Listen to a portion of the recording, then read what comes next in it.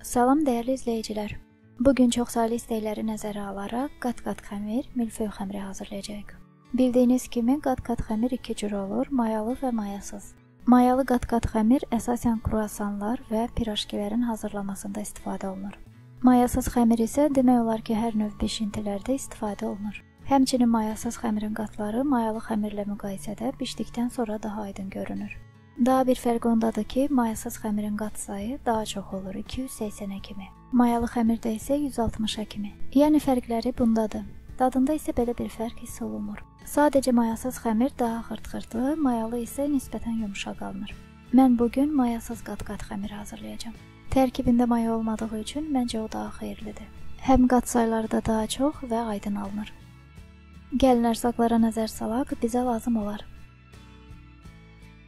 500 qram ələnmiş un, 75 qram əridilmiş kərə yağı, 250 ml soyuq su, 2 çay qaşığı duz və 300 qram bərk kərə yağı.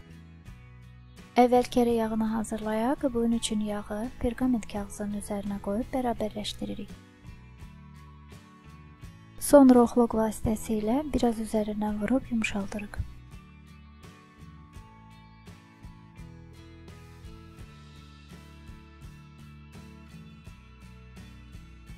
Bu şəkildə bükürük.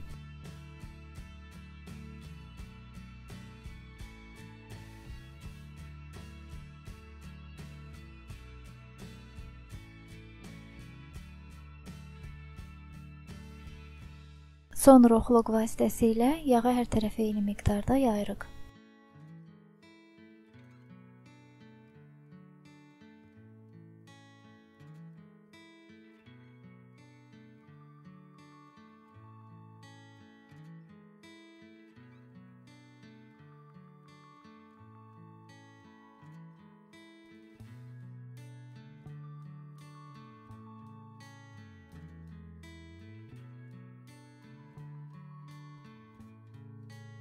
Və soyuducuya qoyuruq ki, biraz bərksin. Xəmiri hazırlayaq, bunun üçün ələnmiş unu taxtanın üzərinə boşaldırıq, duzu da əlavə edib yaxşıca qarışdırırıq.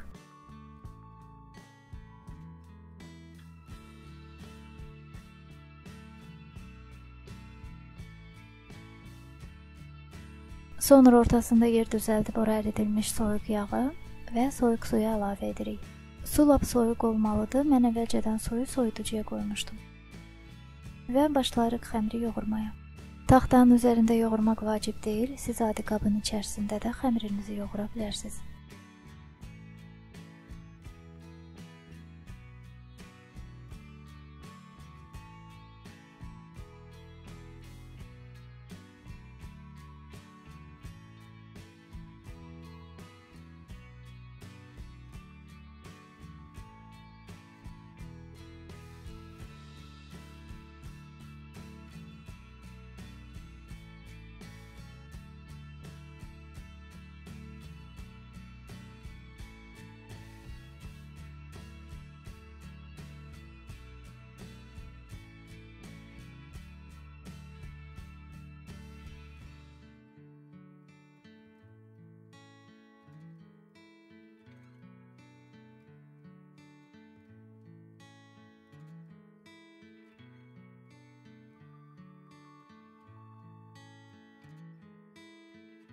Xəmirin üzərinə bir qab çevirib və yaxud dəsmal sərib 20 dəqiqə dinləndiririk.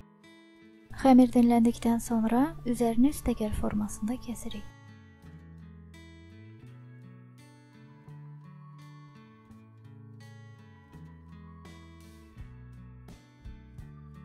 Əlimizlə biraz açırıq.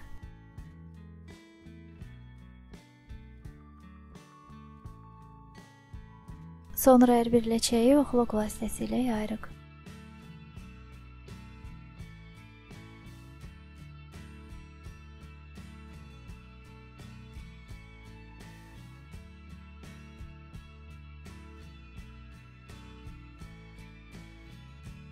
Ortasını çox açmırıq, biraz qalın saxlayırıq. Çünki yağı qoyduqdan sonra üzərini konvert şəklində bükərik və üstü qalınlaşır. Ona görə də altı da üstünə uyğun olsun deyə qalın saxlayırıq.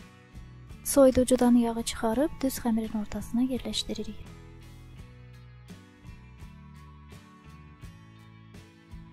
və konvert şəklində bükürük. Əlimizlə yaxşıca basırıq ki, yayan zaman yağ kənarlarından çıxmasın.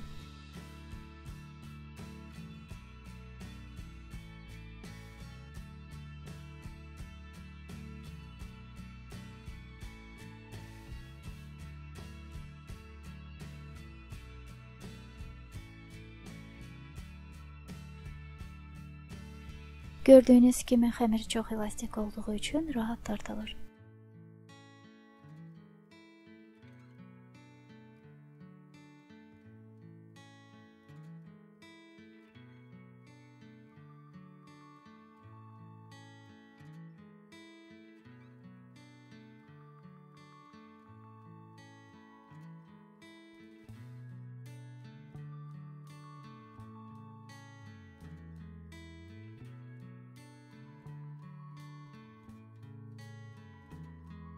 Və başlayırıq səliqə ilə yaymaya. Onu da qeyd edim ki, xəmiri uzunluğuna doğru yaymaq lazımdır.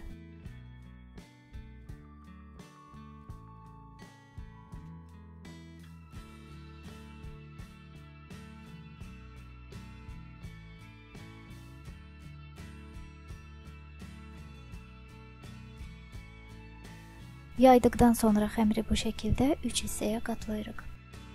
Biraz əlimizlə düzəliş veririk.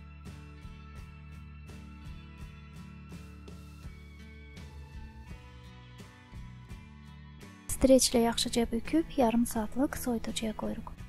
Soyuducuya da ona görə qoyurlar ki, içindəki yağ bərkisin. Çünki ərisə kənarlarından axar.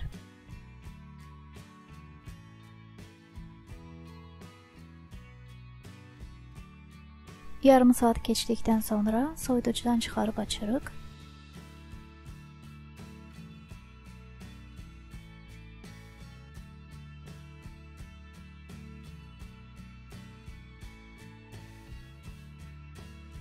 Və yağ biraz yumşalsın deyə hər iki üzünü oxloqla biraz döyürük, açmaq rahat olsun deyə.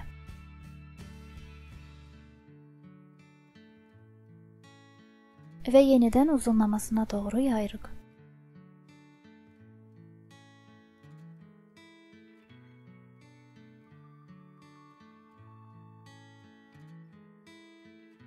İstəsəz kənarlarını bu şəkildə biraz basa da bilərsiniz ki, yağ çıxmasın.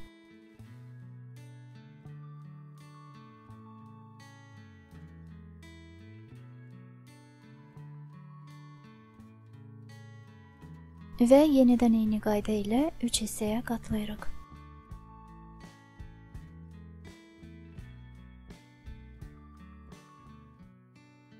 Streçə büküb yarım saatlıq soyuducuya qoyuruq. Və bu qayda ilə 4 dəfə daha təkrar edirik. Nəticədə xəmirə 6 tur vermiş oluruq. Mən daha bütün bu prosesi çəkməyə lazım görmədim. İkisini çəkdim, 4-ünü də bu qayda ilə təkrar edirsiniz. Hər yarım saatdan bir soyuducudan çıxarıb uzunlamasına doğru açırsınız və 3 hissəyə qatlayırsınız.